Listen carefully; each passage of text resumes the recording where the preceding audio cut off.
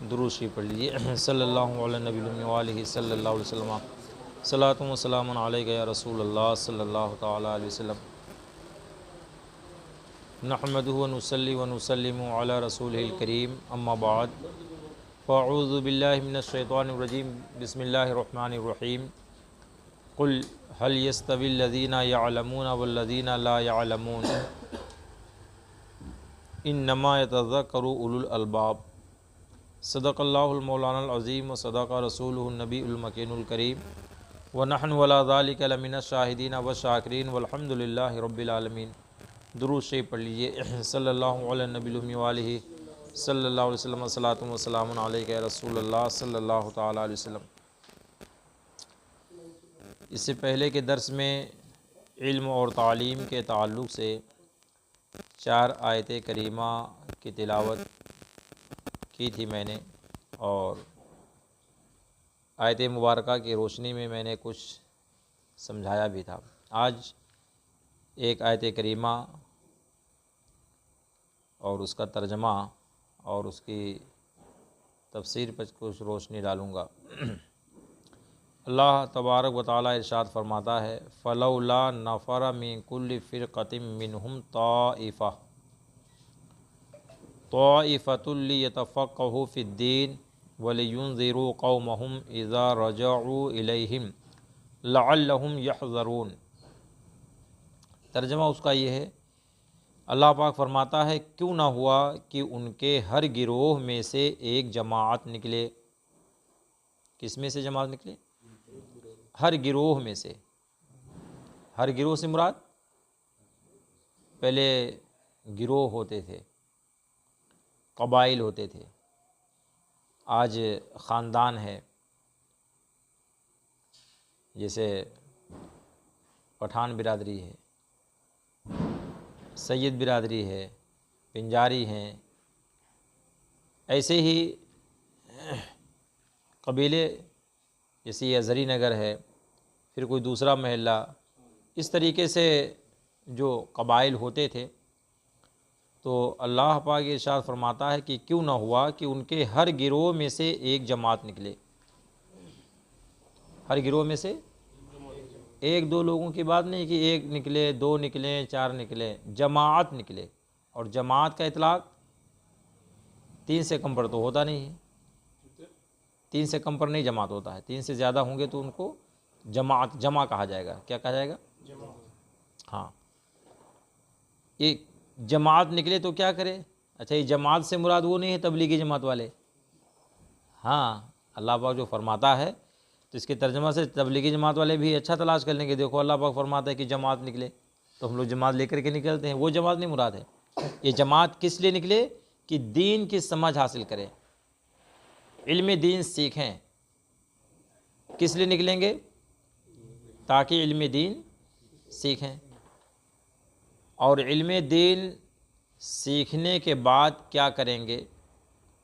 تو اللہ پاک ارشاد فرماتا ہے، وَلِيُنذِرُوا قَوْمَهُمْ إِذَا رَجَعُوا إِلَيْهِمْ، اور واپس آ کر اپنی قوم کو ڈر سنائیں۔ جب واپس آئیں کہاں سے؟ علم دین سیکھ کر، تو کیا کریں؟ کہ جلسہ کروائیں۔ علم دین سیکھ کر کیا اس کے بعد میں خالی جلسے کروائیں، پروگرام میں خالی کروائیں بس؟ جی، تب کیا کروائیں؟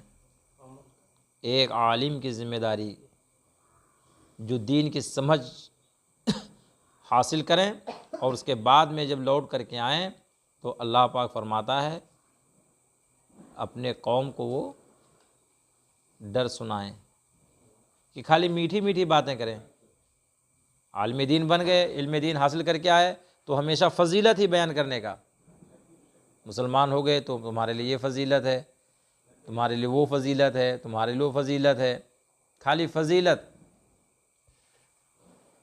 اور شفاعت والی حدیث سنا سنا کر کے لوگوں کے نفس کو خوب موٹا بنا دیں کہ وہ کچھ بھی عمل نہ کریں۔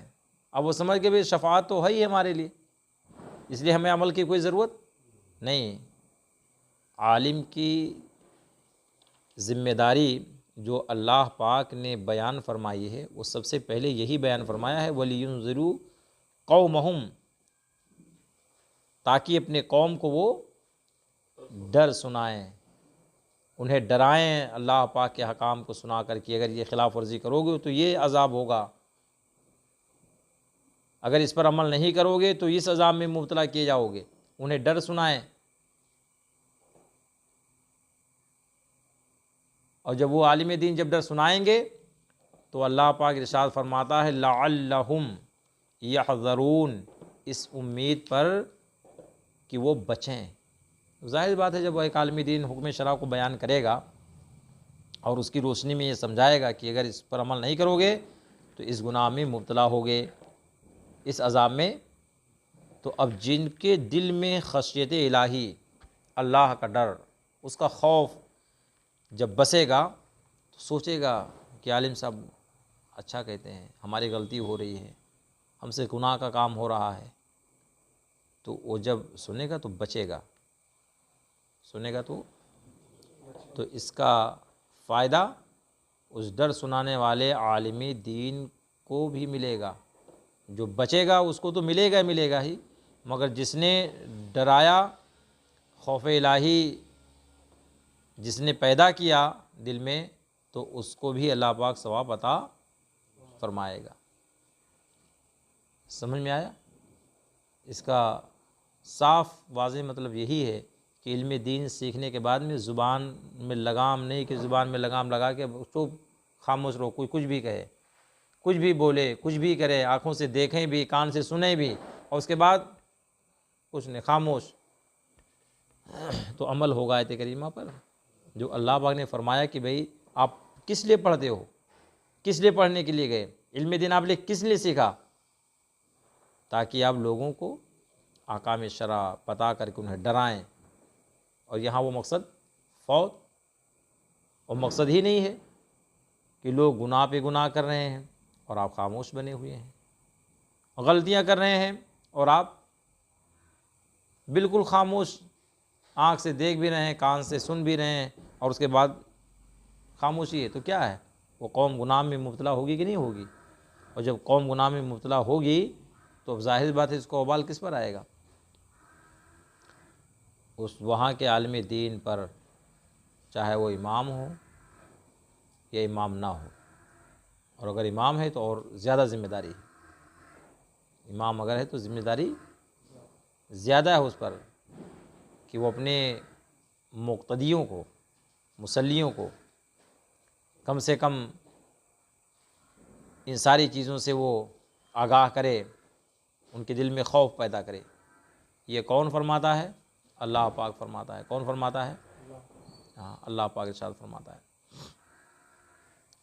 حدیث شریف میں ہے کہ مسجد دمشق میں ایک شخص حضرت ابو درداء رضی اللہ تعالی عنہ کے پاس آیا۔ کس کے پاس آیا؟ حضرت ابو درداء، صحابی رسول ہیں، ان کے پاس ایک شخص آیا۔ کہاں؟ مسجد دمشق میں۔ دمشق جس کو حضرت امیر معاویہ نے راجدھانی بنایا تھا اپنے دور خلافت میں، ملک شام کی راجدھانی کیا تھی؟ دمشق تھی۔ اور آیا اور کہنے لگا میں مدینہ رسول اللہ صلی اللہ علیہ وسلم سے آپ کے پاس ایک حدیث سننے کو آیا ہوں۔ سبحان اللہ، کہاں سے؟ سرکار کے شہر مبارک سے۔ اور کہاں گئے؟ ملک شام گئے، دمشق گئے، وہ کافی دوری کا فاصلہ ہے۔ اتنی دور دراز سفر خالی ایک حدیث کو سننے کے لیے انہوں نے کیا۔ آپ سوچیے کہ کتنی محبت ان کے دل میں تھی علم دین سے۔ اس زمانے میں جیسے آج ہمارے ہاں آسانی ہے سفر کے لیے کہ آپ کے پاس میں گاڑی بھی اگر آپ چاہیں تو آدھا گھنٹہ میں پہنچ سکتے ہیں، اور یہاں جیسے آپ کے خاص نائے گاؤں میں مدرسہ تاج الشریعہ میں جو درس ہوتا ہے، اب تو الحمدللہ یہ جگہ ایسی کہ چاروں طرف سے لوگ آ سکتے ہیں۔ اگر دیکھا جائے تو جو قریب قریب کے گھر ہیں، دور دور تک بھی ہوں یا قریب کے ہوں، تو سب آ سکتے ہیں کہ نہیں آ سکتے ہیں؟ مگر یہ بے توجہی، یہ بے فکری، اور یہ دیکھیے صحابی رسول ہیں کہ کہاں گئے؟ دمشق سرکار کے شہر مبارک سے، اور صرف ایک حدیث پاک کی سماعت کے لیے گئے۔ کس کے لیے گئے؟ ہاں، فرماتے ہیں کہ مجھے خبر ملی ہے کہ آپ اسے بیان کرتے ہیں۔ جو سیدنا ابو درداء کے بارگاہ میں گئے حدیث سننے کے لیے، انہوں نے کہا کہ مجھے خبر ملی ہے کہ آپ اس حدیث کو بیان کرتے ہیں، تو میں بھی آپ کے بارگاہ میں حاضر ہوا ہوں کہ آپ مجھ سے وہ حدیث بیان فرمائیں، اور کسی کام کے لیے نہیں آیا ہوں۔ اللہ اکبر! تو حدیث شریف کے الفاظ دیکھو کہ صراحت بھی کرنے کی، یہ نہ سوچنا کہ میں کسی تجارت کے لیے آیا تھا تو آپ کے پاس چلا آیا، یا میں اور کسی کام کے لیے گیا تھا تو آپ کے پاس آ گیا، نہیں، صرف اور صرف آپ کے پاس آیا ہوں، اور باقی کوئی کام نہیں ہے، صرف وہی حدیث پاک سماعت کرنے کے لیے۔ حضرت ابو درداء رضی اللہ تعالیٰ عنہ نے فرمایا کہ میں نے رسول اللہ صلی اللہ تعالیٰ علیہ وسلم کو یہ فرماتے سنا ہے کہ جو شخص علم کی طلب میں کسی راستہ کو چلے، کس کی طلب میں؟ علم کی تلاش، علم کے حاصل کرنے کے لیے، علم سیکھنے کے لیے کسی راستہ کو چلے تو اللہ تعالیٰ اس کو جنت کے راستہ پر لے جاتا ہے۔ سبحان اللہ!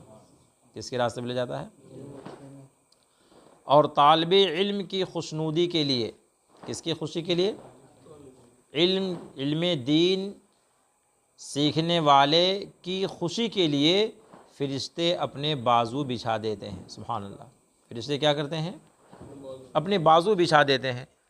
اور عالم کے لیے آسمان والے اور زمین کے بسنے والے اور پانی کے اندر مچھلیاں، یہ سب استغفار کرتے ہیں، ان کے بخشش کی دعائیں کرتے ہیں۔ کس کے لیے؟ عالم، اور کون عالم دین کے لیے؟ جس کا ذکر اللہ پاک نے قرآن پاک میں بیان فرمایا ہے، مکہ نہیں، گونگا نہیں، بہرا نہیں، اندھا نہیں کہ اپنے آنکھ سے دیکھے اور آنکھ بند کر لے کہ میں نے دیکھا ہی نہیں، اپنے کان سے سنے اور خاموش بالکل بن جائے، زبان بالکل گونگ ہو جائے کہ اپنے کو کچھ بولنا ہی نہیں، ایسے مولوی عالمی کے لیے نہیں، جن کی خوبی اللہ پاک نے بیان فرمائی کہ وہ علم دین اس لیے سیکھیں کہ سیکھنے کے بعد جب اپنے قوم کے پاس آئیں تو انہیں ڈر سنائیں، ڈرائیں انہیں، تاکہ وہ گناہوں سے باز رہیں، اور جو گناہوں سے باز رہیں گے اللہ تعالیٰ ان کی وجہ سے مسلمان کی حفاظت فرمائے گا، تو اللہ اس سے بھی ثواب عطا فرمائے گا اور اس ڈر سنانے والے عالم دین کو بھی عطا فرمائے گا۔ تو جو عالم دین کی بات یہاں چل رہی ہے کہ عالم کے لیے آسمان والے آسمان میں اور زمین والے زمین میں، یہاں تک کہ پانی کے اندر مچھلیاں عالم دین کے لیے دعائے استغفار کرتے ہیں، بخشش کی دعا کرتے ہیں۔ سبحان اللہ! اور عالم کی فضیلت عابد پر، کس کی فضیلت؟ عالم دین، کس کی فضیلت؟ عبادت کرنے والے پر کیسی ہے؟ آج مقابلہ کرتے ہیں کہ ہاں وہ ایسا نہیں کیے، ویسا نہیں کیے، یہ نفل نہیں پڑھے، وہ نفل نہیں پڑھے، ایک سے ایک بولیاں بولتے ہیں لوگ، مگر آپ یقین جانو کہ جو رسول کائنات صلی اللہ علیہ وسلم ارشاد فرماتے ہیں، میں جو کہوں گا تو اس میں غلطیاں ہو سکتی ہیں، میری بات جھٹلائی جا سکتی ہے، مگر آقائے کریم صلی اللہ علیہ وسلم جو ارشاد فرمائیں اس میں کوئی کمی، اس کو کوئی جھٹلا نہیں سکتا ہے۔ رسول کائنات صلی اللہ علیہ وسلم ارشاد فرماتے ہیں کہ عالم کی فضیلت عابد پر، یعنی عبادت کرنے والے پر ایسی ہے جیسے 14ویں رات کے چاند کو تمام ستاروں پر ہے۔ سبحان اللہ! 14ویں رات کا چاند جب نکلتا ہے تو اس چاند کے سامنے ستارے کیا ہو جاتے ہیں؟ ان کی روشنی ہلکی پھیکی ہو جاتی ہے، ماند پڑ جاتے ہیں، ان کی روشنی کیا ہو جاتی ہے؟ پھیکی ہلکی ہو جاتی ہے۔ ایسے عالم دین جو عبادت کرتا ہے، اس عالم دین کی فضیلت عبادت کرنے والے پر ایسے ہی جیسے کہ چاند، 14ویں رات کا چاند کہ جس کے سامنے ستارے ماند پڑ جاتے ہیں۔ اور بے شک علماء وارث انبیاء ہیں۔ سبحان اللہ! یہ سب سے بڑی نعمت ہے۔ یہ کیا ہے؟ یہ علماء کیا ہیں؟ انبیاء کرام کے وارث ہیں۔ انبیاء نے اشرفی اور روپیہ کا وارث نہیں کیا۔ جب کوئی نبی دنیا سے تشریف لے کر کے گئے تو انہوں نے اپنی اولاد کو روپیے پیسے کا وارث نہیں بنایا کہ ہاں اتنا روپیہ ہے تم اس کے وارث ہو، یا یہ جائیداد ہے، یہ پراپرٹی ہے، یہ زمین ہے، یہ فلاں ہے، آپ اس کے وارث ہو، یہ نہیں۔ فرماتے ہیں انہوں نے علم کا وارث بنایا ہے۔ سبحان اللہ۔ کس کا وارث بنایا؟ کہ جب وہ دنیا سے تشریف لے کر گئے تو اپنا جانشین جس کو بنایا ان کو علم عطا فرمایا۔ کیا عطا فرمایا؟ ہاں، اور الحمدللہ جو انبیاء کرام کے علوم کے وارث ہیں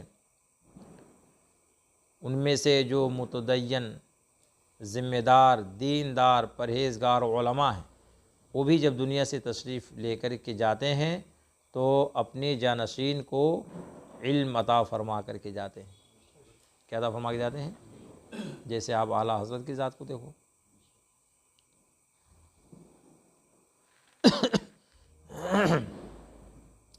دنیا سے تشریف لے جانے سے پہلے جو آپ نے وصیتیں تحریر فرمایا تھا، آپ اس کو پڑھ کر کے دیکھو کہ اعلیٰ حضرت نے کون سی وصیتیں فرمائیں۔ سب سے پہلے ایمان پر قائم کیسے رہنا ہے اور ایمان کی حفاظت ہمیں کیسے کرنا ہے، اس کی بالکل بہت شاندار انداز میں اپنی وصیت فرمائی تھی۔ اور یہی علم ہے، یہ کیا ہے؟ پھر انہوں نے سرکار مفتی اعظم سرکار تاج الشریعہ علیہ کو، سرکار تاج الشریعہ علیہ نے آج حضور قائد ملت کو یہ جو وراثت میں عطا فرمایا ہے، یہ سب اعلیٰ حضرت کا علم ہے جو بڑھ رہا ہے، انہوں نے اپنا وارث بنایا ہے۔ فرماتے پس جس نے علم کو لیا اس نے پورا حصہ لیا، جس نے علم کو حاصل کیا گویا کہ اس نے پورا حصہ حاصل کیا۔ حدیث نمبر 6 فرماتے ہیں عالم کی فضیلت عابد پر ویسی ہی ہے جیسے میری فضیلت تمہارے ادنا پر۔ اس کے بعد پھر فرمایا کہ اللہ تعالیٰ اور اس کے فرشتے اور تمام آسمان اور زمین والے یہاں تک کہ چیونٹی اپنے سوراخ میں، چیونٹی سے مراد مونگیاں، کہاں؟ اپنی اپنی سوراخ میں، اور یہاں تک کہ مچھلی اس کی بھلائی کی خواہاں ہیں، یہاں تک کہ مچھلیاں بھی بھلائی چاہتے ہیں۔ کس کی؟ فرماتے ہیں جو لوگوں کو اچھی چیز کی تعلیم دیتا ہے۔ سبحان اللہ۔ کس چیز کی تعلیم دیتا ہے؟ اور اچھی چیز کی تعلیم کا مطلب کیا ہے؟ کہ قرآن شریف خالی سکھا دے اس کے بعد میں کام ختم؟ قرآن شریف الحمدللہ سکھانا بہت بڑی عبادت ہے، فضیلت ہے، مگر اس کے ساتھ آج قوم جس چیز سے دوچار ہے، گناہوں میں مبتلا ہے، ان چیزوں کو بتا دینا اپنے بچوں کو، جن کو علم دین سکھایا جا رہا ہے کہ بیٹا ایسے نہیں، اس راستے پہ نہیں جانا، اس راستے پہ جانا، یہ بھی کیا ہے؟ اچھی تعلیم ہے۔ کیا یہ؟ ہاں۔ حدیث نمبر 7 فرماتے ہیں ایک فقیہ 1000 عابد سے زیادہ شیطان پر سخت ہے۔ سبحان اللہ۔ کتنا؟ ایک فقیہ عالم دین جسے اللہ پاک دین کی سمجھ عطا فرما دیتا ہے، وہ شیطان پر 1000 عابد سے کیا ہے؟ زیادہ سخت ہے۔ جتنا 1000 عابد مل کر کے ایک شیطان پر سخت نہیں ہو پاتے، اتنا ایک عالم دین سخت ہوتا ہے۔ ٹھیک ہے؟ یہ جب روزانہ جب شام ہوتی ہے، سورج ڈوبنے کے قریب ہوتا ہے، تو ابلیس اپنا تخت بچھاتا ہے۔ کہاں؟ پانی پر۔ نماز کی جو ممانعت اس وقت میں ہے سورج ڈوبنے کے وقت، اس کی وجہ یہی ہے کہ مشابہت لازم نہ ہے ان سے۔ شیطان عصر کے ٹائم اپنا شاہی تخت بچھواتا ہے، اس میں تمام شیاطینوں کو جمع کرتا ہے اور پورے دن کا حساب لیتا ہے کہ کیا کیا آپ، آج آپ نے کیا کیا، آج آپ نے کیا کیا۔ تو سب اس کے پاس پہنچتے ہیں تو سب بیان کرتے ہیں کہ میں نے کیا کیا، کیا کیا نہیں کیا۔ حدیث شریف میں ہے کہ ایک شخص آئے گا اور کہے گا کہ آج میں نے ایک زمانے سے انسان نماز پڑھ رہا تھا، بہت دنوں سے نماز پڑھ رہا تھا، آج میں نے ایسا اسے غافل کر دیا کہ نماز پڑھنے سے روک دیا۔ میں نے اسے نماز پڑھنے سے روک دیا۔ دوسرا حاضر ہوگا، وہ بتائے گا کہ آج میں نے دو لوگوں کے درمیان میں بہت شدید اختلاف کر دیا، بڑی گہری دوستی دونوں میں ہی، میں نے دونوں کو الگ کر دیا۔ ابلیس سنے گا، ایک شیطان آئے گا، وہ کہے گا کہ میں جا رہا تھا، میں نے دیکھا کہ راستے میں دو بچے جا رہے تھے پڑھنے کے لیے، میں نے جب انہیں دیکھا تو ان کے پیچھے گیا اور میں نے ان کو پڑھنے سے روک دیا، آج میں نے ان کو پڑھنے نہیں جانے دیا۔ جب شیطان ابلیس جب سنے گا اس کی بات کو تو خوشی سے اچھلے گا تخت پہ، خوشی سے تخت پہ وہ خوشی سے اچھلے گا، کودے گا۔ تو اب اس کے جو اور دوسرے ساتھی تھے وہ سب تعجب میں پڑیں گے، بھئی چھوٹے چھوٹے بچوں کو بہکا دیا تو اتنا خوش ہے، اتنے خوش ہو گئے آپ، اور ہم نے اتنے دنوں سے نماز پڑھ رہا تھا اس کو روک دیا نماز سے تو کوئی خوشی نہیں۔ دوسرا کہے گا میں نے زمانے سے دونوں کے درمیان میں دوستی تھی، میں نے دونوں میں دوستی ختم کروا کر کے دشمنی پیدا کر دیا، اس سے کوئی نہیں آپ کو خوشی ہوئی، اور یہ چھوٹے چھوٹے بچوں کو روک دیا پڑھنے جانے سے تو اتنا خوش ہو گئے۔ تو کہا اچھا تمہیں معلوم نہیں ہے، تمہیں معلوم نہیں ہے۔ اس نے کہا، شیطان نے کہا کہ سب سے بڑا کام علم دین سے روکنا، علم دین پڑھنے سے روکنا ہے۔ سمجھ میں آ رہا ہے بیٹا کہ نہیں آ رہا ہے؟ ہاں، کیا کہا کہ سب سے بڑی چیز کیا ہے؟ علم دین پڑھنے سے روکنا ہے۔ اس لیے کہ اگر علم دین وہ پڑھے گا، عالم بنے گا، تو پھر یہ جو ہمارا جو جال بچھا ہوا ہے یہ سب بند کر دے گا۔ اور کہا یقین نہ ہو تو چلو میرے ساتھ، تو چلا، لیا پورا گروہ، پیچھے سے پورا گروہ آگے آگے، شیطانوں کا سردار ابلیس۔ اب پہنچا ایک جگہ کھیڑے میں، اب دیکھا کہ فجر کا وقت بہت کم ہے، ایک نمازی صاحب آ رہے ہیں وضو وغیرہ بنا کر کے، اور گیا، کہا کہ حضور ایک مسئلہ مجھے پوچھنا ہے۔ کہا ارے بھئی نماز کا وقت ہے، مسئلہ بعد میں پوچھ لینا، پہلے نماز پڑھنے دو پھر بعد میں پوچھ لینا۔ کہا بس چھوٹا سا مسئلہ ہے، بتا دیجئے پھر چلے جائیے گا۔ کہا نماز میں بہت کم ٹائم ہے، بہت کم وقت بچا ہے۔ تو اس نے کہا بس چھوٹا ہی سا مسئلہ ہے، کوئی بہت بڑا مسئلہ نہیں ہے۔ کہا اچھا ٹھیک ہے بتاؤ کیا مسئلہ ہے۔ تو ایک شیشی نکالا، کیا نکالا؟ چھوٹی سی شیشی نکالا اور دکھایا، کہا دیکھو یہ چھوٹی سی شیشی ہے، کیا اللہ پاک اس بات پر قادر ہے کہ چھوٹی شیشی میں پوری دنیا کو جمع کر دے؟ سوال سمجھے کتنا ڈینجر تھا؟ اللہ پاک کی قدرت کا انکار لازم آتا اس میں، کہ اس چھوٹی سی شیشی میں اللہ پاک پورے دنیا کو کیا جمع کر سکتا ہے؟ اس نے کہا کیسی بات کرتے ہو، یہ چھوٹی شیشی اور اتنی بڑی دنیا، اللہ اوپر۔ اس نے کہا ٹھیک ہے جائیے، شیطان نے کہا ٹھیک ہے جائیے، آگے بڑھا۔ پھر ایک صاحب آ رہے تھے ادھر سے، اس نے روکا اور کہا ایک مسئلہ مجھے پوچھنا ہے۔ کہا بھی مسئلہ پوچھنا تو بعد میں پوچھ لو، وقت بہت کم بچا ہے، نماز چھوٹ جائے گی۔ کہا بس چھوٹا سا مسئلہ پوچھنا ہے، آپ بتا دیجئے۔ بڑے اصرار کیا، انہوں نے کہا اچھا ٹھیک ہے کیا ہے پوچھو۔ اس نے کہا، شیشے نکالا اور کہا کہ دیکھو یہ چھوٹی سی شیشی ہے، کہ اللہ پاک اس بات پر قادر ہے کہ پوری دنیا کو اس میں جمع فرما دے؟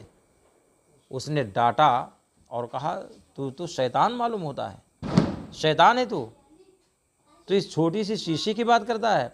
اللہ تعالیٰ تو اس بات پر قادر ہے کہ سوئی کے چھوٹے سے سوراخ سے بھی کم میں اللہ پاک پوری دنیا کو جمع فرما سکتا ہے۔ جب یہ کہا تو اس نے کہا، شیطان نے ٹھیک ہے آپ تشریف لے جائیں۔ چلے گئے۔ اس نے اپنے ساتھیوں کو مخاطب کر کے کہا کہ دیکھا تم نے، وہ جو جا رہا تھا نماز پڑھنے کے لیے وہ جاہل تھا، اس کے پاس دین کا علم نہیں تھا، وہ اپنی اس بات سے اللہ تعالیٰ کی قدرت کا انکار کر دیا کہ اللہ تعالیٰ اس بات پر قادر نہیں کہ ایک چھوٹی سی شیشے میں پوری دنیا کو زندہ، پوری دنیا کو جمع فرما دے۔ اس نے قدرت کاملہ کا انکار کر دیا اور وہ گمراہ ہو گیا۔ اور یہ دیکھو عالم دین تھا، صرف یہ نہیں کہ مسئلہ بتایا بلکہ اپنے علم پہ یہ بتا دیا کہ تو شیطان معلوم ہوتا ہے۔ تو یہ ایک عالم اور جاہل میں یہ فرق ہے۔ اس لیے میں جب وہ روکا، شیطان روکا بچوں کو پڑھنے سے، تو اس لیے مجھے خوشی حاصل ہوئی کہ کم سے کم آج اگر وہ رک گیا اور اپنی عادت اگر بنا لیا اور پڑھنے سے باز آ گیا تو ہمارے داؤں میں وہ پھنس سکتا ہے، ہمارے داؤں میں وہ، مگر عالم اگر بن گیا تو پھر میرا اس پہ کوئی داؤ نہیں چلے گا. سمجھ رہے ہیں؟ اس لیے فرماتے ہیں سرکار کہ ایک فقیہ 1000 عابد سے زیادہ شیطان پر سخت ہے. کتنے سے؟ 1000 عابد سے. علم کی طلب ہر مسلمان پر فرض ہے. علم کی طلب ہر مسلمان پر. اب یہاں یہ کوئی نہیں ہے کہ چھوٹا ہو تو انہی پر فرض ہے، یا کوئی بڑا ہو تو اسی پہ فرض ہے، ایسا کچھ نہیں ہے. یا کوئی بوڑھا ہو تو اس پر نہیں فرض ہے، خالی چھوٹے چھوٹے بچوں پر فرض ہے، ایسا بالکل صاف مطلق ہر مسلمان پر. کس پر؟ ہر مسلمان پر علم دین کا سیکھنا فرض ہے. اور علم کو نااہل کے پاس رکھنے والا، اللہ اکبر، ایک ہے اہل اور ایک ہے نااہل. اہل سے مراد کہ ان کے پاس لیاقت ہے، وہ اس قابل ہیں کہ انہیں عالم دین بنایا جائے. اور جو علم عالم دین بنائے جانے کے اہل نہیں ہیں، نااہل ہیں، فرماتے ہیں کہ اور علم کو نااہل کے پاس رکھنے والا ایسا ہے جیسے سور کے گلے میں جواہر اور موتی اور سونے کا ہار ڈالنے والا. اللہ اکبر. ہار جانتے کہ نہیں جانتے ہیں؟ ہار جانتے ہو؟ سونے کا جو ہار ہوتا ہے گلے میں پہنے، جس کو گلسر بولتے ہیں، اس کو ہار کہا جاتا ہے. کیا کہا جاتا ہے؟ سونے کا ہار یا جواہر کا ہار یا موتی کا ہار. خوبصورت ہوتا ہے کہ نہیں ہوتا ہے؟ وہ کس کے گلے میں ڈالا جاتا ہے؟ عورتوں کے گلے میں. کس کے گلے میں؟ ان کے لیے زینت ہے، خوبصورتی ان کی بڑھتی ہے، اس کے ذریعے اللہ پاک ان کی خوبصورتی میں اور اضافہ فرما دیتا ہے. تو یہ سونا خود قیمتی چیز ہے، خوبصورتی پہ دلالت کرتا ہے. موتی، جواہر، یہ خود قیمتی چیزیں اور خود خوبصورت بھی ہیں. ان چیزوں کو عورتوں کے گلے میں ڈالا جاتا ہے. اور سور کے گلے میں اگر کوئی ڈال دے ان کو تو کیا خوبصورتی بڑھ جائے گی اس کی؟ جی، اچھا ہو جائے گا وہ؟ لوگ کیا کہیں گے؟ ہار پہنانے والے کو اچھا کہیں گے برا کہیں گے؟ جی، کیا کہیں گے؟ ارے اس کو دیکھتا بھی نہیں، کیا عقل بھی نہیں ہے کہ دیکھو ہار کہاں پہنانا چاہیے، کہاں جا کر کے ڈال رہا ہے. یہی حال ایسے لوگوں کا ہے جو نااہل ہیں، جو نااہل ہیں. ان کے پاس علم دین حاصل کرنے کی لیاقت نہیں ہے، علم دین حاصل کرنے کی ان کے پاس صلاحیت نہیں ہے. تو ایسے لوگوں کے بارے میں رسول کائنات صلی اللہ تبارک و تعالیٰ علیہ وسلم ارشاد فرماتے ہیں کہ ایسوں کو عالم بنانا، ایسوں کو علم دین سکھانا ایسا ہے جیسے کہ خنزیر کے گلے میں ہار ڈالنا سونے کا. اللہ، یہ بھی بہت اہم چیز ہے. یہ علم ہر کس و ناکس کو، علم نبیوں کی وراثت ہے. کس کی وراثت ہے؟ تو ظاہر بات ہے کہ یہ وراثت کس کو دی جائے گی؟ جو اس کا اہل ہوگا، جو اس کا، اور جو اہل نہیں ہوگا اس کو اگر کوئی دینے کی کوشش کرے تو ویسے ہی ہوگا جیسے کہ خنزیر کے گلے میں موتی کا ہار پہنانا. سمجھ رہے ہیں؟ ہاں. اور شیخ سعدی رضی اللہ تعالیٰ عنہ ارشاد فرماتے ہیں کہ نااہلوں کو تربیت دینا، نااہلوں کو علم دین سکھانا ایسا ہی ہے جیسے کہ گنبد پہ آخروٹ رکھنا.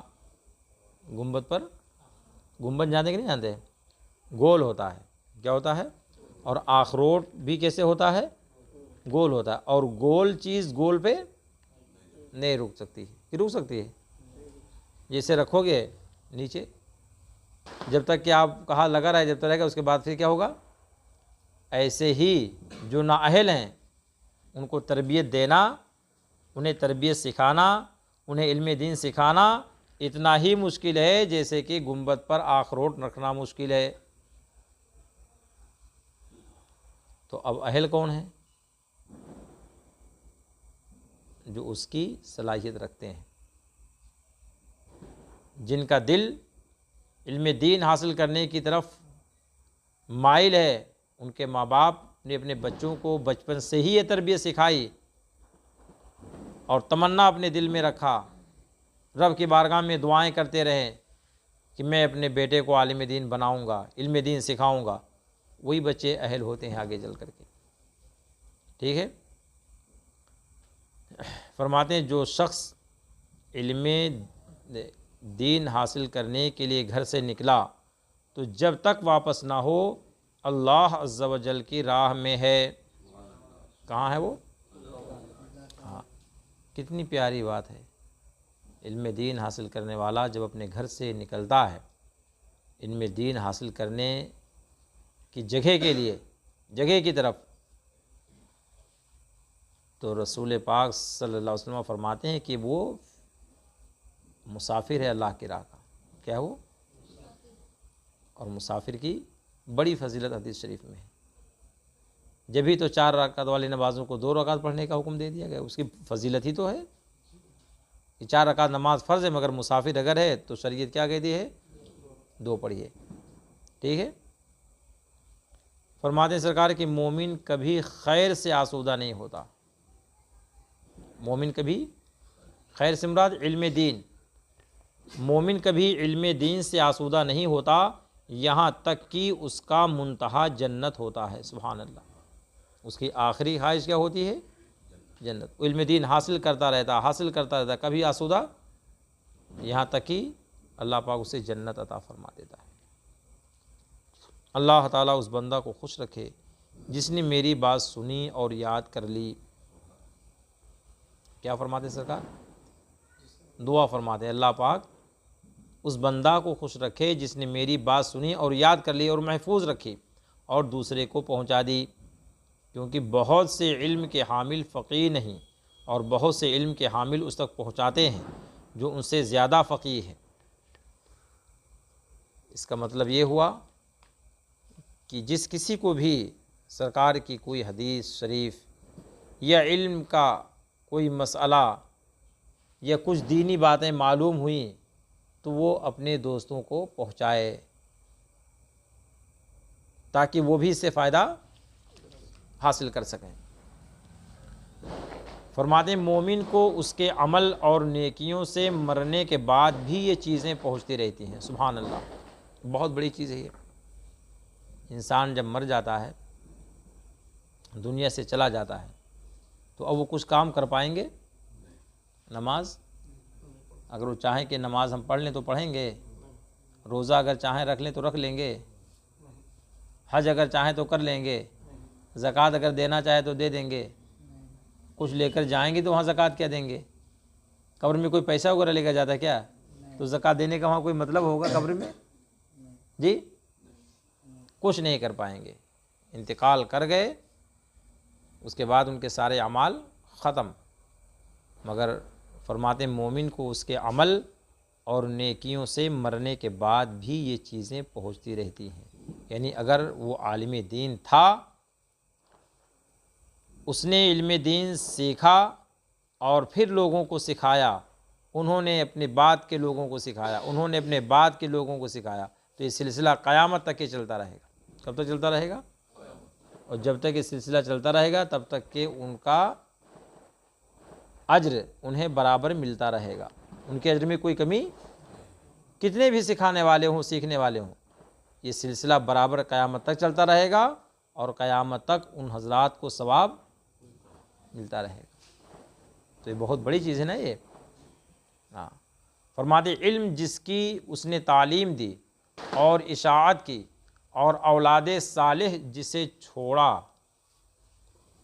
چھوڑ کر مرا ہے، یا مصحف جسے میراث میں چھوڑا، یا مسجد بنائی، یا مسافر کے لیے مکان بنا دیا، نہر جاری کر دی، یا اپنی صحت اور زندگی میں اپنے مال میں سے صدقہ نکال دیا جو اس کے مرنے کے بعد اس کو ملے گا۔ یعنی یہ اتنی چیزیں ہیں کہ انسان جب دنیا سے چلا جائے گا تو اس کے مرنے کے بعد بھی اس کو ان چیزوں کا ثواب ملتا رہے گا۔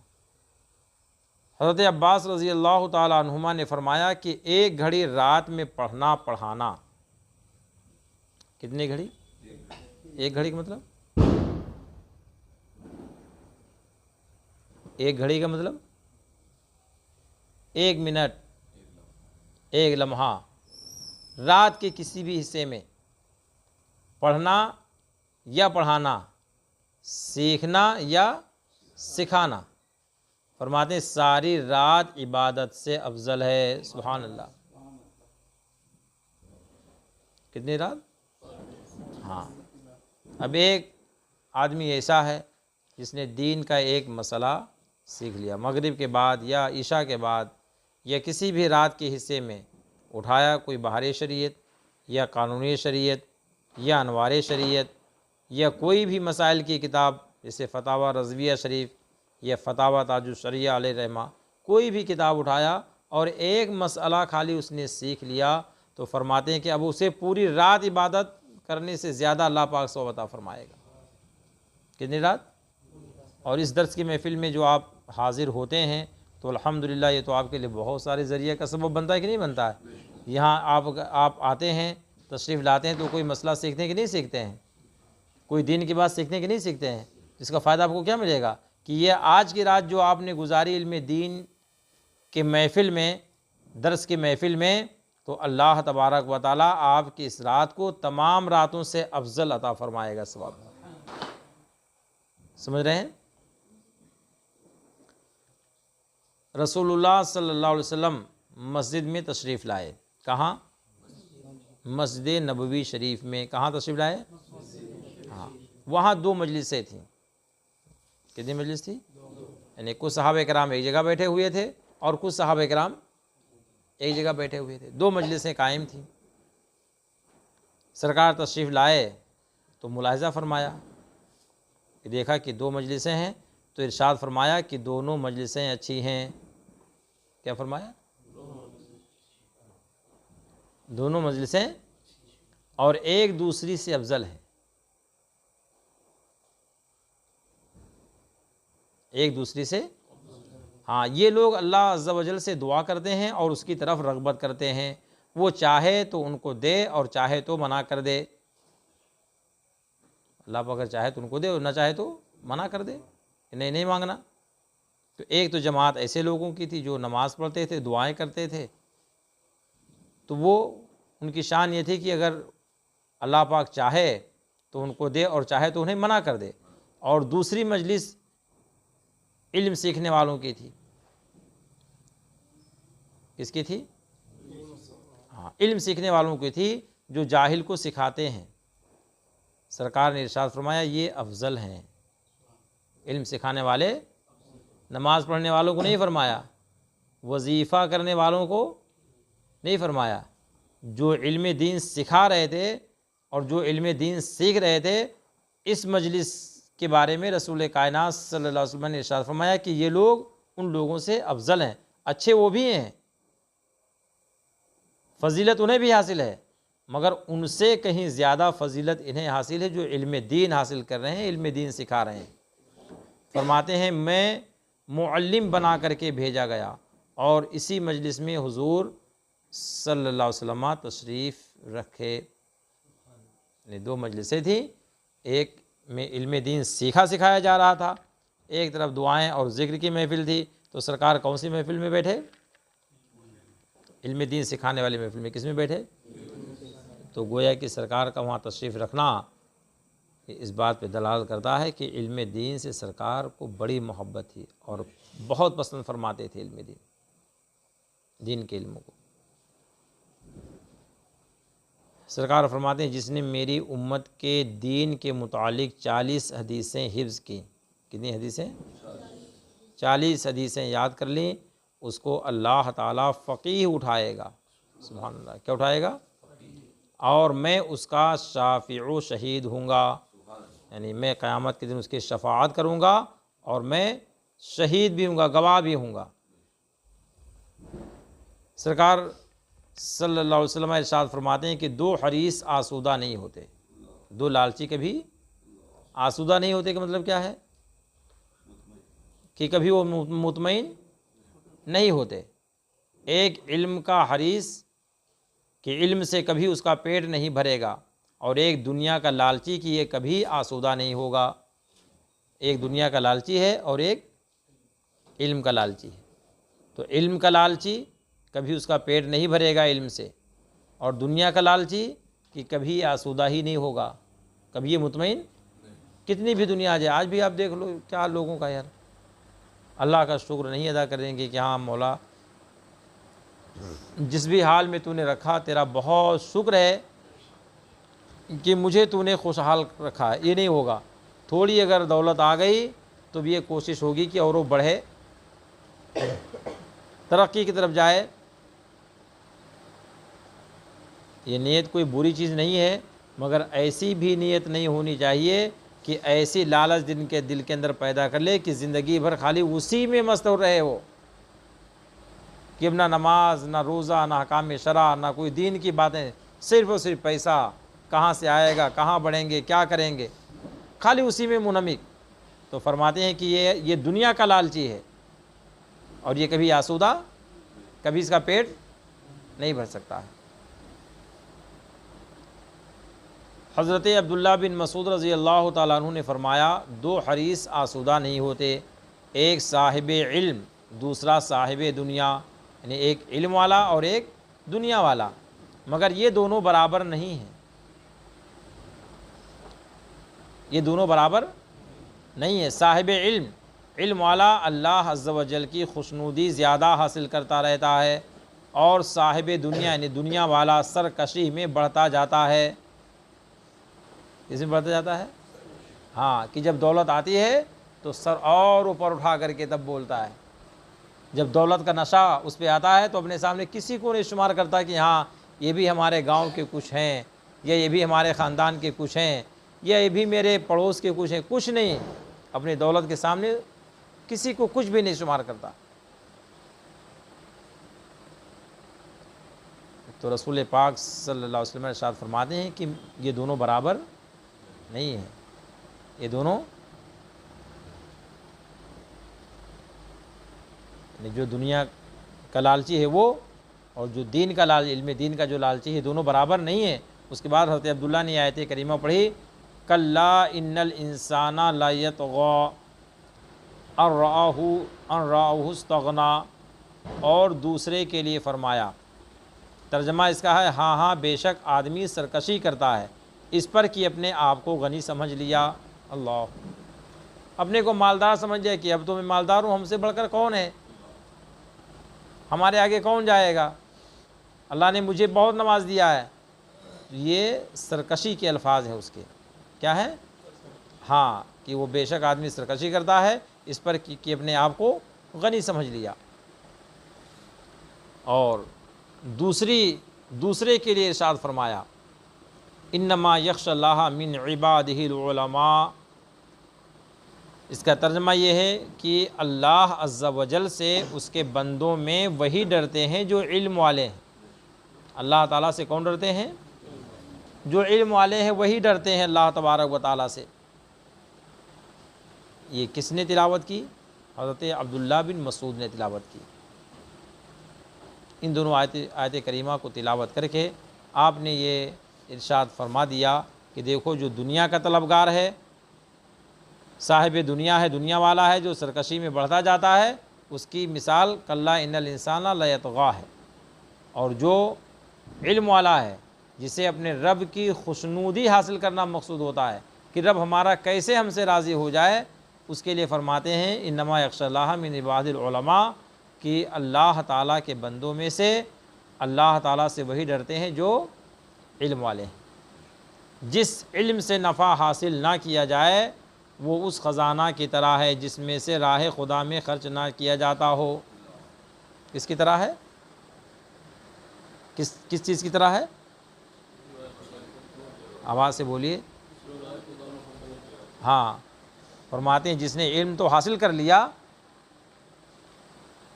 مگر نفع حاصل نہ کیا جائے اس سے، وہ خزانہ تو ہے مگر کس خزانہ کی طرح ہے؟ اس خزانہ کی طرح ہے جس میں سے خرچ نہ کیا جائے۔ تو کس کام کا خزانہ وہ؟ بھرا رکھا ہوا ہے، تجوری ہے، بھر کر کے رکھ دیا، اٹھا کر کے پیگ لگا دیا، تالا لاک لگا دیا، بس۔ اب وہ اس کے زمانے میں بھی خرچ نہ ہوا، ایسے کہ ایسے بھرا رکھا رہا، اور جب آنے والی نسل آئی تو وہ بھی ایسے بھرا کا بھرا رہا، اس کے بعد تیسری پیڑھی آئی تو ویسے بھرا رہا، چوتھی آئی تو بھی ویسے بھرا رہا، یہاں تک کہ آخری پیڑھی آئے گی تو ویسے بھرا رہا۔ کسی نے فائدہ اسے حاصل کیا؟ تو خزانہ کسی کام کا ہے؟ آواز سے بولیے۔ علم کا آدمی سمندر ہو جائے، بہت بڑا عالم دین ہو جائے، اور اس کے علم سے کچھ بھی فائدہ نہ حاصل کیا جائے، اس کے علم سے فائدہ کیا مطلب؟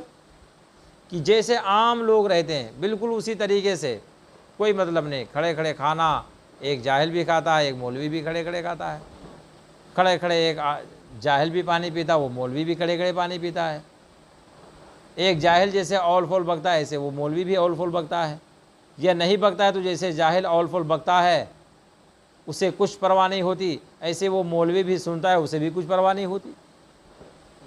تو یہ فائدہ ہو رہا ہے اس کے علم سے، اس کے علم سے نفع حاصل کیا جا رہا ہے، کہ جس کے سامنے شریعت کی خلاف ورزی ہوتی رہے، گناہوں میں لوگ ملوث ہوں، اپنے آنکھ سے دیکھے، کانوں سے سنے سب کچھ، اور ایک لفظ بھی اس کے خلاف نہ بولے، شریعت کا حکم بیان نہ کرے، اللہ اس کے رسول کے ارشادات کو عوام کے سامنے نہ لائے، تو اس علم سے کوئی فائدہ حاصل کیا جا سکتا ہے؟ تو وہ عالم بھی ایسے ہی جیسے کہ وہ خزانہ جس میں سے راہ خدا میں خرچ نہ کیا جائے۔ فرماتے سب سے زیادہ حسرت قیامت کے دن اس کو ہوگی جسے دنیا میں طلب علم کا موقع ملا، دنیا میں علم دین حاصل کرنے کا موقع ملا، مگر اس نے طلب نہیں کیا، اس نے طلب، جیسے آپ کا یہ درس علم دین سکھانے ہی کے لیے تو ہے، یہ مدینہ مسجد میں بعد نماز مغرب درس تجوید کس لیے ہے؟ آپ کو سکھانے ہی کے لیے ہے، کس کے لیے ہے؟ تو سب سے زیادہ حسرت قیامت کے دن اس کو ہوگی جسے دنیا میں علم دین حاصل کرنے کا موقع ملا، مگر اس نے طلب نہیں کی، اس نے طلب، وہ خالی ایسے ٹال دیا، ایسے باتوں بعد میں ٹال دیا، پھر کیا کرنا اپنے کو، اور بہت زیادہ ہوگا تو بول دیں گے کیا کریں ہم تو نوکری کرتے ہیں، کیا کروں میری تو دکان ہے، چھوڑ کر آنا نہیں جمتا، نوکری ہے نہیں آنا جمتا، ایسی بہت ساری باتیں۔ تو اب علم دین، اب آپ سوچو کہ اگر نہیں آپ پڑھ سکے تو قیامت کے دن جب رب تبارک و تعالیٰ کی بارگاہ میں حاضری ہوگی اور وہاں بازو پرسش ہوگی، تب وہاں کیا کریں گے آپ؟ ہائے افسوس، حسرت، کاش پڑھ لیا ہوتا، حاجی صاحب کاش علم دین سیکھ لیا ہوتا، کچھ تجویز صحیح کر لیا ہوتا، یا ہفتہ واری محفل میں جا کر کے کم سے کم کچھ دینی مسائل سیکھ کر کے اپنے آپ کو شریعت کے مطابق ڈھال لیا ہوتا۔ یہ افسوس، حسرت کب کرے گا وہ؟ قیامت کے دن۔ تو کوئی فائدہ ہے اس سے؟ دنیا میں افسوس کرے تو کچھ فائدہ بھی اس کو ملے، دنیا میں افسوس کرے تو کچھ فائدہ، کیسے اس کو فائدہ ملے گا؟ کہ افسوس کیا کہ یار میں بہت غلط کر رہا ہوں، دیکھو درس ہو رہا ہے مگر میں نہیں جا پا رہا ہوں، نہیں ہم کو جانا ہے، تو اب وہ ختم ہو جائے گا۔ مگر قیامت میں ایسا ہو سکتا ہے کہ دنیا میں پھر اس کو بھیجا جائے کہ اچھا ٹھیک ہے جاؤ اب علم حاصل کر کے آؤ؟ نہیں۔ تو فرماتے ہیں کہ سب سے زیادہ حسرت قیامت کے دن اس کو ہوگی جسے دنیا میں طلب علم کا موقع ملا مگر اس نے طلب نہیں کی، اور اس شخص کو ہوگی جس نے علم حاصل کیا اور اسے سن کر دوسروں نے نفع اٹھایا، اس سے سن کر دوسروں نے نفع اٹھایا اور خود اس نے نفع نہیں اٹھایا۔ دوسروں نے تو نفع اٹھا لیا مگر اس نے خود نفع نہیں اٹھایا۔ تو اس کو بھی میدان محشر میں کیا ہوگی؟ حسرت ہوگی۔ کیا ہوگی؟ ہاں، اب وہاں کف افسوس ملے گا تو کوئی فائدہ نہیں پہنچے گا۔ فرماتے ہیں علماء کی سیاہی علماء کی کون سی سیاہی؟ یہ جو لکھی ہوئی نا اس کو سیاہی سے لکھا تھا، اب تو سب چل گئے نا کمپیوٹر، کمپوز کر لیتے ہیں. اور اس زمانے میں آپ سوچو کہ کتنی محنت جب ہاتھ سے لکھتے رہے ہوں گے، یہ سب ہاتھ ہی سے پہلے لکھی کی کتابیں نا، تو اس لکھنے میں جو روشنائی لگی ہے، سیاہی لگی، پہلے سیاہی بولتے تھے، کالے سے لکھا جاتا تھا کاپیوں میں، لکڑی کے قلم آتے تھے اس سے لکھتے تھے. تو فرماتے ہیں کہ علماء کی سیاہی شہید کے خون سے تولی جائے گی. اللہ اکبر. کس کے خون سے تولی جائے گی؟ یعنی جس نے اعلاء کلمت الحق کے لیے، اسلام کو پھیلانے کے لیے، اس کی نشر و اشاعت کے لیے وہ دشمنان دین کے مقابل میں گیا کہ ہم اللہ تبارک و تعالیٰ کے کلمے کو بلند کریں گے، پرچم اسلام کو ہم بلند کریں گے اگرچہ میری جان چلی جائے. اور اگر جان چلی گئی، جام شہادت نوش کر لیا، تو اب وہ شہیدوں میں اس کا شمار ہوگا. کس میں ہوگا؟ تو اس کے شہادت کے بعد جو اس کے بدن سے خون نکلے گا، رسول کائنات صلی اللہ علیہ وسلم ارشاد فرماتے ہیں کہ اس خون کو اور علماء نے جو کتابیں لکھی ہیں اس سیاہی کو تولا جائے گا، وزن کیا جائے گا. تو فرماتے ہیں کہ علماء کی سیاہی شہیدوں کے خون پر غالب ہو جائے گی. سبحان اللہ. علماء کے لکھنے کی سیاہی شہیدوں کے خون پر کیا ہو جائے گی؟ غالب ہو جائے گی. علماء کی مثال یہ ہے جیسے آسمان میں ستارے. کیسی مثال ہے؟ جیسے آسمان میں ستارے جن کی خشکی اور سمندر کی تاریکیوں میں راستہ کا پتہ چلتا ہے. پہلے لوگ ستارے دیکھ کر کے راستہ چلا کرتے تھے کہ پچھم کو میں جا رہا ہوں یا پورب کو جا رہا ہوں، اتر کو جا رہا ہوں یا دکھن کو جا رہا ہوں، اور کتنا وقت ہو رہا ہے ابھی. یہ سب کس سے ہوتا تھا؟ ستاروں کو دیکھ کر. تو ارشاد فرماتے ہیں سرکار کی علماء کی مثال ایسے ہی جیسے کہ آسمان میں ستارے جن سے خشکی اور سمندر کی تاریکیوں میں راستہ کا پتہ چلتا ہے. اور اگر ستارے مٹ جائیں تو راستہ چلنے والے بھٹک جائیں. بڑی پیاری بات فرما دی ہے. اگر ستارے مٹ جائیں تو راستہ چلنے والے کیا ہو جائیں گے؟ بھٹک جائیں گے. انہیں راستہ نہیں ملے گا کہ ہم کو کدھر جانا ہے. سمجھ میں آیا کہ نہیں آیا؟ آواز سے بولیے. نہیں سمجھ میں آیا ہوگا، نہیں سمجھ میں آیا ہوگا جی. ہاں ایسے ہی ستارے اگر مٹ گئے تو راستہ بھٹک جائے. ایسے عالم دین اپنے علم کا استعمال نہ کرے، عالم ہے مگر اپنے علم کو استعمال نہ کرے، دیکھ رہا ہے کہ ہاں غلط ہو رہا ہے، اس کے بعد بھی خاموشی اختیار کرے. دیکھ رہا ہے کہ ہاں یہ چیز شریعت کے خلاف ہے، اس کے بعد بھی وہ خاموشی اختیار کرے، بالکل چپ بیٹھا رہے، خاموش بیٹھا رہے، تو ظاہر بات ہے کہ ایسی صورت میں قوم گمراہ ہو جائے گی، راستہ بھٹک جائے گی. تو جس طریقے سے ستارے کی مٹ جانے سے راستہ انسان بھٹک جاتا ہے، ایسے ہی عالم اگر اپنے علم کو ظاہر نہ کرے تو لوگ بھٹک جائیں گے. کیا ہو جائیں گے؟ اور راستے سے ہٹ جائیں گے. اس لیے علماء کی یہ ذمہ داری بنتی ہے کہ وہ ستارے کی طرح ہیں تو چمکتے رہیں، اور اپنی چمک سے جیسے ستارہ لوگوں کو راستے سے منزل تک پہنچا دیتا ہے، ایسے علماء کی ذمہ داری ہے کہ وہ ستارے کی طرح چمکتے ہوئے احکام شرع کو بیان کرے. ستارے کی چمک روشنی پیدا کرتی ہے، اور عالم دین کی چمک علم ہے جو علم کی روشنی کو پیدا کرتی ہے. جب وہ علم کی روشنی پھیلتی ہے تو اس میں چلنے والے شریعت کے مطابق رہتے ہیں. اگر ایک قدم اٹھے گا بھی ان کا غلط تو شریعت کے لگام ان کے روکنے کی کوشش کرے گی، غلط جا رہے ہو وہاں نہیں، ایسے آپ کو جانا. اور جب وہ اپنے علم کا استعمال ہی نہ کرے اپنے، ہاں اب یہ سوچ لے کہ بھئی ہمارے حاجی صاحب ہیں کیسا بولنا، بھئی ہمارے فلاں صاحب ہیں کیسے بولنا، ناراض ہو جائیں گے، یا بھئی فلاں اپنے کو کیا کرنا ہے، اپنے کام تو ہم نماز کے لیے آئے. ہم کس لیے آئے ہیں؟ اپنے کو نماز کے لیے آئے، اپنے کو نماز پڑھانا، باقی کیا کرنا ہے، کوئی کچھ بھی کرے، کہیں بھی جائے کہیں بھی آئے، اپنے کو کیا بولنا ہے. نہیں، یہ جو مثال رسول کائنات صلی اللہ علیہ وسلم نے بیان فرمائی اس کے خلاف ہے. اس کے کیا ہے؟ خلاف، اس کے مطابق نہیں ہے. علم تین ہیں: آیت محکمہ یا سنت قائمہ یا فریضہ عادلہ. اور ان کے سوا جو کچھ ہے وہ زائد ہے۔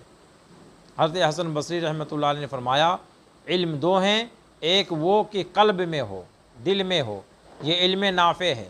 کیا ہے؟ نفع دینے والا، فائدہ دینے والا جو دل میں ہوتا ہے۔ دوسرا وہ کہ زبان پر ہو۔ دوسرا کہاں ہے؟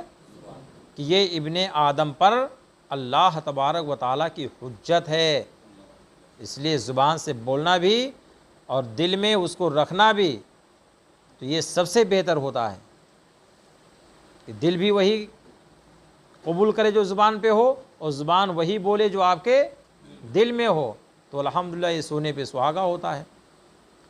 سرکار فرماتے ہیں جس نے طلب علم کیا، یعنی علم کو حاصل کیا، اس کے لیے دو چند اجر ہے، اور حاصل نہ ہوا تو ایک اجر ہے۔ علم دین طلب کیا اور حاصل بھی کر لیا، علم دین طلب کیا، سیکھا اور سیکھ بھی لیا، تو فرماتے اس کے لیے ڈبل اجر ہے۔ اور جس نے سیکھا مگر سیکھ نہ سکا، سیکھنے کی کوشش کیا مگر فرماتے تو اس کے لیے ایک اجر ہے۔ اس کے لیے کتنا اجر ہے؟ فرماتے ہیں سرکار کی جس کو موت آ گئی، جس کو موت آ گئی اور وہ علم کو اس لیے طلب کر رہا تھا کہ اسلام کا احیاء کرے، اسلام کو زندہ کرے، اور اسی میں اس کی موت آ گئی، فرماتے ہیں اس کے اور انبیاء کے درمیان جنت میں ایک درجے کا فرق ہوگا۔ سبحان اللہ، کتنے درجے کا فرق ہوگا؟ اور عالم دین کبھی علم سے آسودہ نہیں ہو سکتا۔ آپ پڑھ رہے ہیں نہیں، ہمیشہ گویا کہ عالم دین بھی ہمیشہ طالب علم ہی ہوتا ہے۔ کیا ہوتا ہے؟ کوئی کہہ ہی نہیں سکتا کہ میں مکمل کر لیا ہوں، نہیں۔ اچھا شخص وہ عالم دین ہے کہ اگر اس کی طرف حاجت لائی جائے تو نفع پہنچاتا ہے، اور اس سے بے پرواہی کی جائے تو وہ اپنے کو بے پرواہ رکھتا ہے۔ سبحان اللہ، یہ بڑی پیاری حدیث شریف ہے۔ لوگوں کی ضرورت ہو تو ان کی ضرورت کو پوری کر دیتا ہے، اگر لوگ یہ سمجھیں کہ نہیں ان سے کوئی ضرورت نہیں تو اپنے کو بے پرواہ رکھتا ہے۔ اپنے کو بے پرواہ مطلب کہ تمہاری خوشامد میں نہیں رہے گا وہ، کہ نہیں جو تمہاری بڑی خوشامد کرے، تمہاری بڑی چاپلوسی کرے آ کر کے، وہ نہیں۔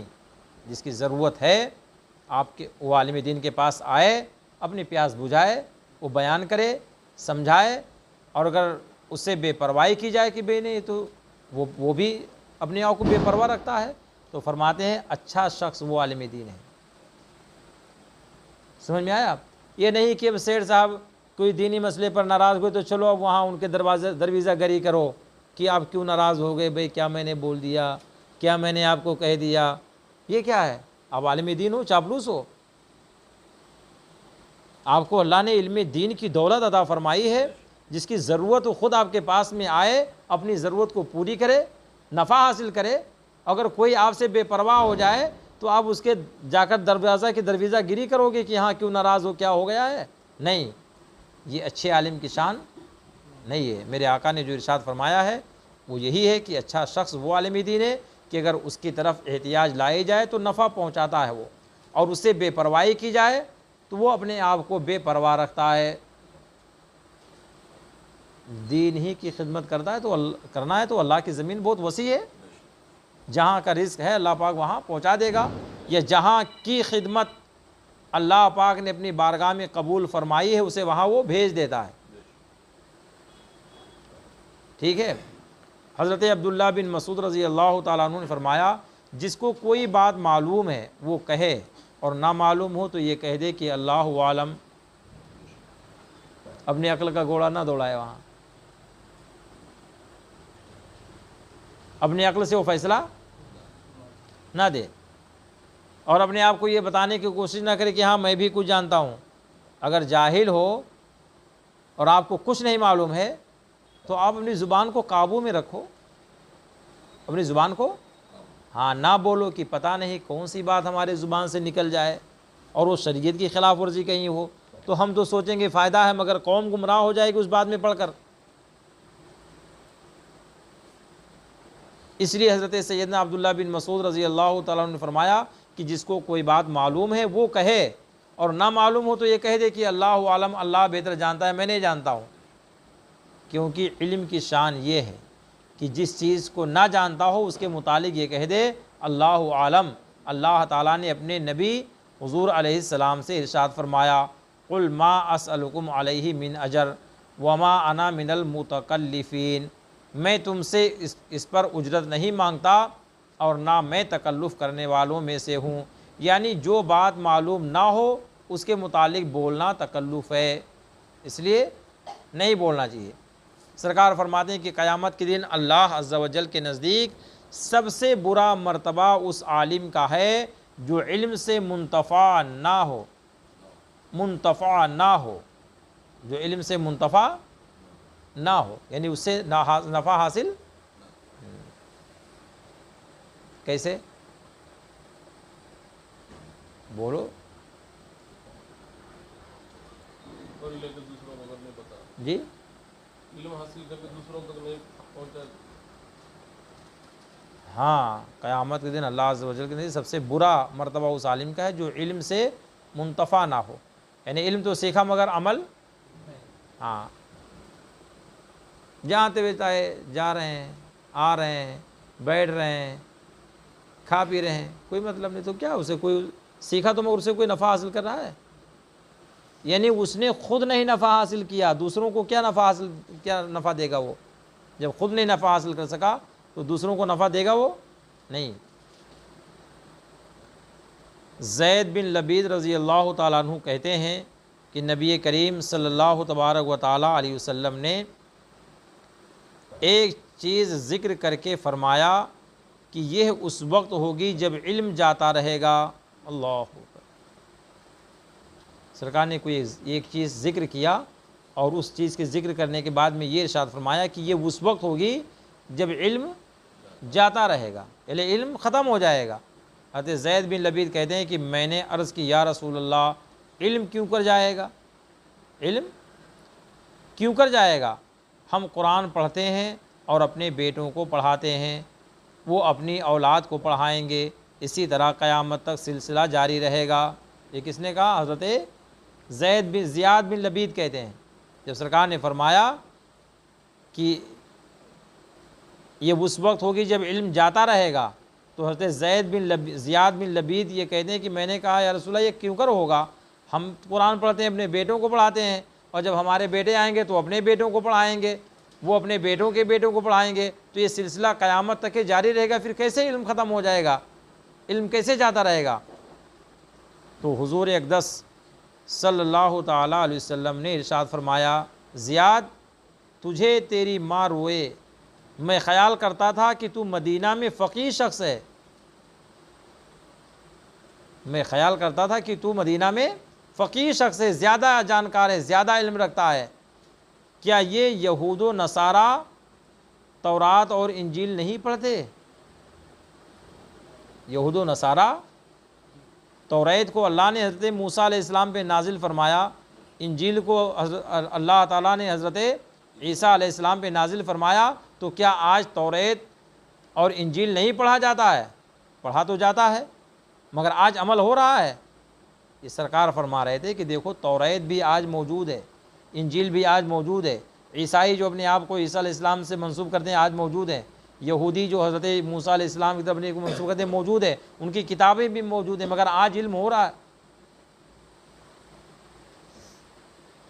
تو کتابیں پڑھنے اور پڑھانے سے مطلب نہیں خالی کہ جو حضرت زیاد بن لبید نے کہہ دیا کہ یا رسول اللہ قرآن تو ہم بھی پڑھتے ہیں، اپنے بیٹوں کو پڑھاتے ہیں، وہ بیٹے اپنے بیٹوں کو پڑھائیں گے، وہ پھر اپنے بیٹوں کو پڑھائیں گے، اور یہ قیامت تک یہ سلسلہ جاتا رہے گا، تو سرکار علیہ السلام نے کیا فرمایا؟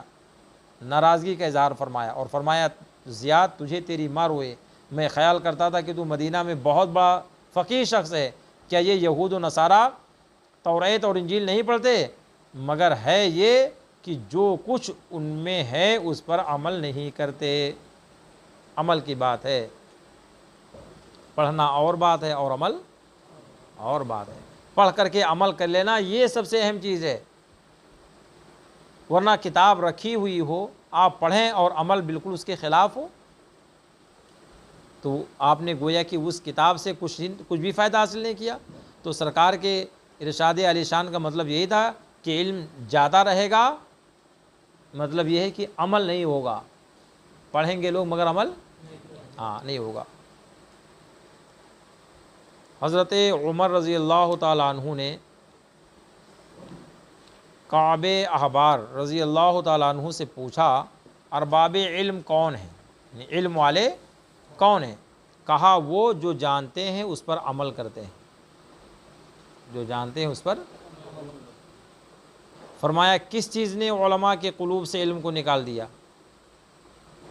کون سی چیز نے علماء کے دلوں سے علم کو نکال دیا؟ فرمایا لالچ نے۔ اللہ پاک بچائے لالچ سے۔ لالچ بہت بری بلا ہے، لالچ بہت، اسی لیے حدیث شریف میں گزرا پہلے کہ لالچی آدمی کبھی آسودہ دنیا میں کبھی، ایک وہ جو علم کا لالچی ہے وہ کبھی آسودہ نہیں ہوگا، اور دوسرا جو دنیا کا لالچی ہے وہ بھی کبھی آسودہ، ہمیشہ اسی فکر میں رہے گا کہ ہاں اور کتنا مال مجھے ملے، اور کتنا مال مجھے ملے، اور کتنا مال مجھے ملے، تو کبھی وہ آسودہ نہیں ہوگا۔ اور ایک وہ ہے جو علم سیکھتا ہے، عالم دین ہے، وہ کبھی علم کے سیکھنے سے آسودہ، ہمیشہ اس کی خواہش رہے گی کہ مجھے میرے علم میں اور اضافہ ہو جائے، میرے علم میں اور اضافہ ہو جائے، تو دعا مانگے گا اللہم ربی زدنی علما، اے اللہ میرے علم میں اضافہ فرما دے، مجھے اچھی سمجھ عطا فرما دے، مجھے اچھی سوچ عطا فرما دے۔ یہ دو چیزیں ہیں، اس لیے لالچ بہت بری بلا ہے، لالچ سے ہر ایک کو کنارہ کش ہونا چاہیے اور بچنا چاہیے۔ وآخر دعوانا الحمدللہ رب العالمین، استغفر اللہ ربی من کل ذنب واتوب الیہ۔